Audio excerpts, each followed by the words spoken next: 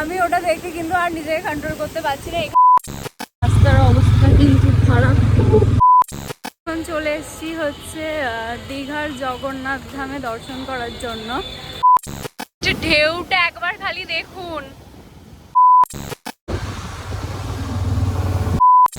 একটা জিনিস কুড়িয়ে পেয়েছি।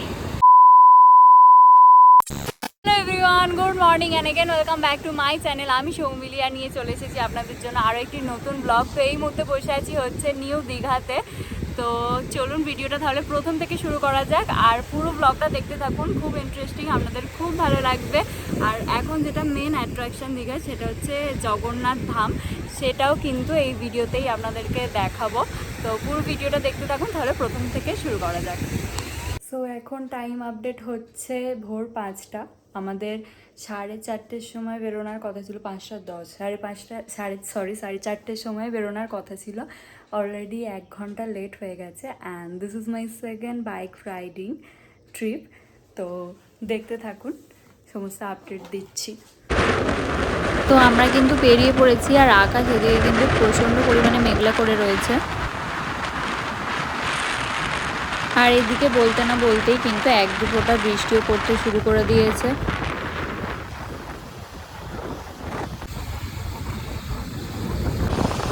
এখন পেরোচ্ছি হচ্ছে কোলাঘাট ব্রিজ।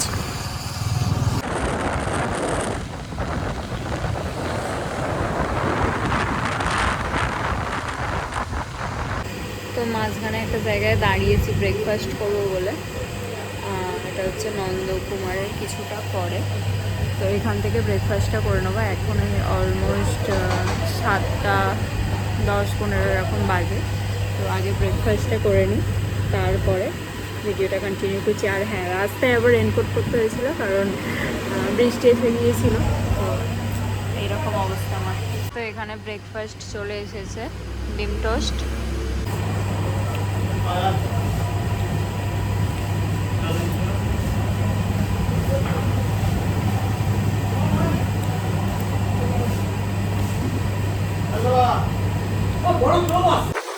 তো আমরা ব্রেকফাস্ট কমপ্লিট করে আবার আমাদের ডেস্টিনেশনের উদ্দেশ্যে বেরিয়ে পড়েছি।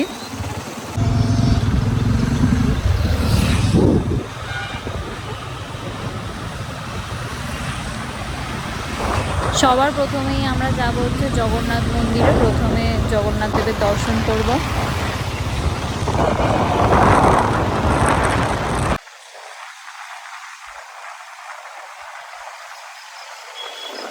তো এখন চলে এসেছি হচ্ছে দীঘার জগন্নাথ ধামে দর্শন করার জন্য। কিন্তু সামনে জুতো রাখার জায়গাও রয়েছে। এই যে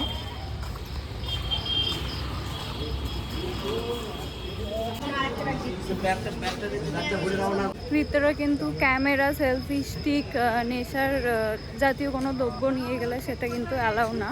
আর এই হচ্ছে মন্দির, আর মন্দিরের অপোজিটেই হচ্ছে জুতো রাখার জায়গাটা। জুতো ব্যাগ সমস্ত কিছু রেখে দিতে পারবেন। এই হচ্ছে 6 নাম্বার গেট। এখান দিয়ে কিন্তু ঢুকবো এবার মন্দিরের মধ্যে। আর মন্দিরের কাছেই কিন্তু গাড়ি পার্কিংয়েরও ব্যবস্থা রয়েছে। বেশ অনেকটা জায়গা জুড়ে রয়েছে মন্দিরটা। এই যে এই দেখুন,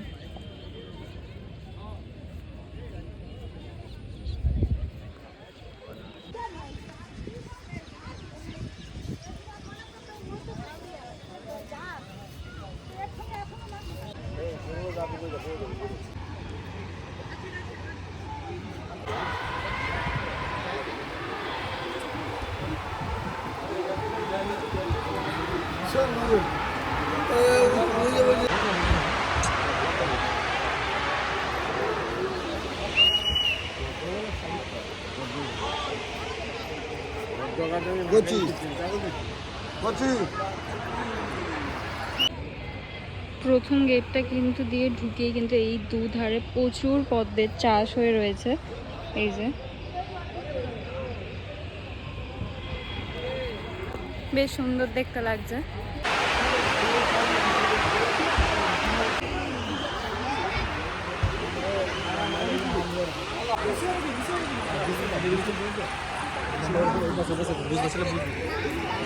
এখানে কিন্তু সব জায়গায় ক্যামেরা অ্যালাউও না, কিছু কিছু জায়গায় তবু ফটো তোলা যাচ্ছে, ভিডিওস করা যাচ্ছে, কিন্তু বেশিরভাগ জায়গায় কিন্তু ক্যামেরা অফ করে আর কি ঢুকতে হচ্ছে।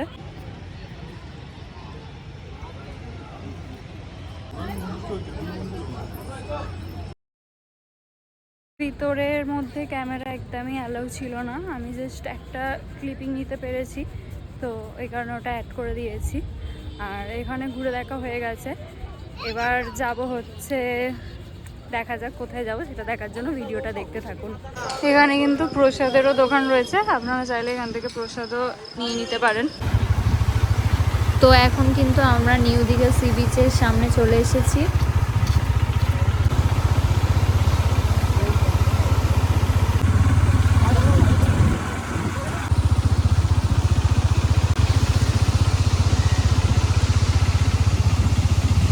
ঢেউটা একবার খালি দেখুন। তো আমি ওটা দেখে কিন্তু আর নিজেকে কন্ট্রোল করতে পারছি না, এখান দিয়ে যাওয়াটা প্রচণ্ড রিস্কি, তাও একটু রিস্ক নিয়ে যাওয়ার চেষ্টা করছি। যে অবস্থা, এই হচ্ছে অবস্থা, কেউ নেই এখানে আশেপাশে, আর ঢেউটা কোথায় আসছে খালি একবার দেখুন। এই যে আশেপাশে এখানে কেউ নেই, ওখানটা করে দেখলাম যে ঘাটটাতে নেমেছে, যে আমি এইখানটা এসেছি আর ঠিক এইখান পর্যন্ত জল আসছে, আমি আর বেশি দূর যাব না, কারণ তাহলে জামা ভিজে যাবে। এই যে পুরো এতটা জল আসছে,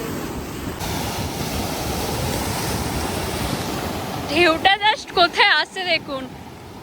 ঢেউ কিন্তু আস্তে আস্তে বাড়ছে, তো এবার এখানে আর বেশিক্ষণ থাকবো না, কারণ হচ্ছে একদিনের ট্রিপ, তো বেশিক্ষণ এখানে সময় কাটালে আর বাকিটা ঘোরা যাবে না, তো ভিডিওটা দেখতে থাকুন। এবার কিন্তু আমরা এখান থেকে বেরিয়ে পড়েছি হচ্ছে মন্দারমণি যাওয়ার উদ্দেশ্যে, আর মন্দারমণি যাওয়ার পথে যা যা পড়বে সেই জিনিসগুলো কিন্তু আমরা দেখে নেব।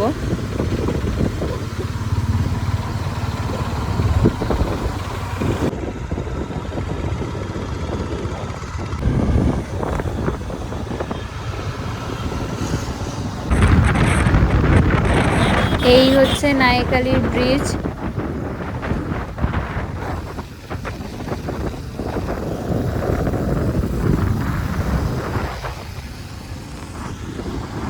তো নিউ দীঘা ঘোরার পরে মন্দারমণি যাওয়ার রাস্তায়, মানে তাজপুরের ঠিক কাছাকাছি, তো এখানে একটা জায়গা দেখলাম, এই যে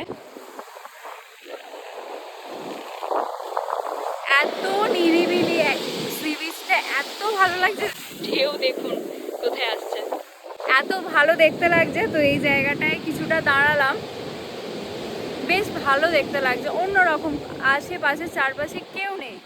ওখানে কি হয়, একটু যারা নিরিবিলি জায়গা পছন্দ করেন তাদের কিন্তু এই জায়গাগুলো খুব প্রচণ্ড ভালো লাগবে।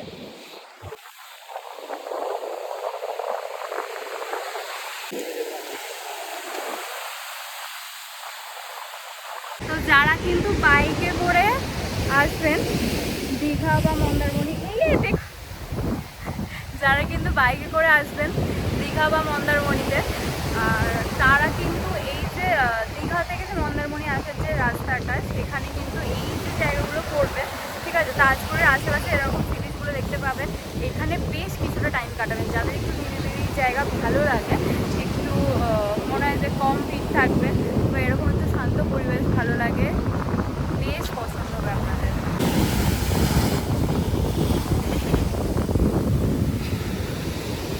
ঢেউ কিন্তু ধীরে ধীরে বাড়ছে, কোথা পর্যন্ত আসছে জলটা একবার দেখুন।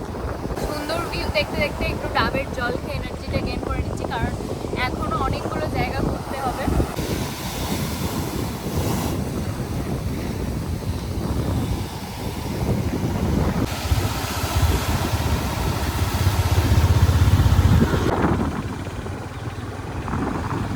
এবার যাচ্ছি হচ্ছে আমরা তাজপুর বিচে।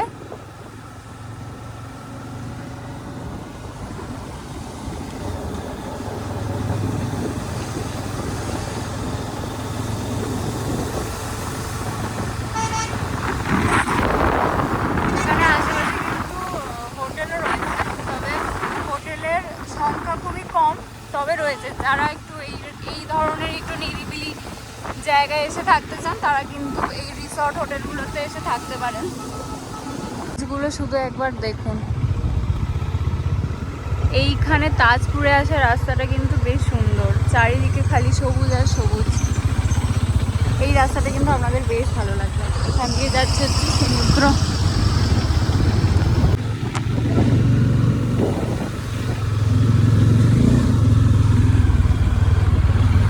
রাস্তার অবস্থা কিন্তু খারাপ।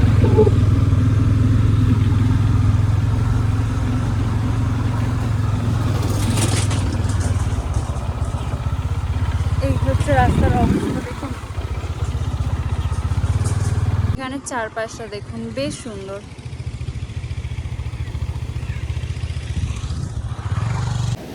এই হচ্ছে তাজপুর সি বিচ। এই দেখুন একটা জিনিস কুড়িয়ে পেয়েছি, ঝিনুক। অনেক ঝিনুক রয়েছে। এই যে,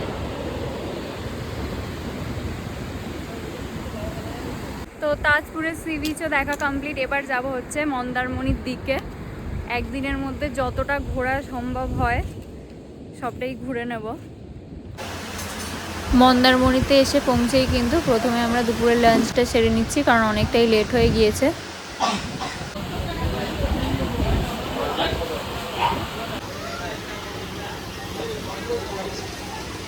তো এখন আছি হচ্ছে মন্দারমণির বিচে।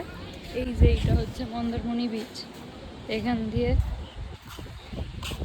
সোজা চলে গেলে মন্দারমণি বিচ। ওটা আপনাদেরকে পরে দেখাচ্ছি। আর এখানে অনেক দোকানপত্র রয়েছে। আর যদি কেউ লাঞ্চ করতে চান, এখানে কিন্তু খাবারের হোটেলও রয়েছে।